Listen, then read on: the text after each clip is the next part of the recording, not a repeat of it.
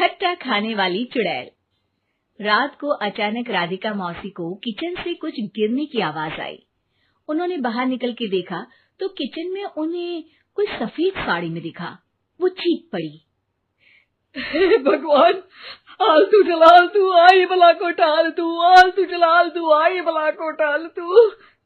राधिका मौसी को चीखते सुनकर श्रवण बाहर आता है भागते हुए। अरे माँ, क्या हुआ? क्या देख लिया? दादी माँ आ गई क्या सपने में? अरे बेटा, रसोड़े में देख तो कौन है? श्रवण रसोड़े में झांक कर देखता है और उसे कोई नहीं दिखता अंदर। अब रसोड़े में तो कोई नहीं है माँ। कोई सफेद साड़ी में नहीं है क्या? नहीं माँ, कोई भी नहीं है। चिल्लम चिल्ली की आवाज सुनकर काजल भी वहां आ जाती है। अब क्या हो गया माँ जी? अरे बेटा, रसोड़े में एक चुड़ैल थी सफेद साड़ी में। अरे क्या कर रही थी वो अंदर? अरे बताया नहीं, कल आएगी ना तो पूछ लूंगी। चुड़ैल जी, आपका क्या प्लान है? माँ जी, रात बहुत हो गई है, आपने कोई बुरा सपना देखा होगा, चलिए सो जाइए। राधिका मौसी सोने तो चली जाती है, पर उनको रात भर नींद ही नहीं आती। वो कुछ भी उलझुल बातें सोचने लगती है। कहीं चुड़ैल की वजह से तो घर में टेंशन नहीं हो रहा, कहीं उसी की वजह से तो वो दादी नहीं बन पा रही।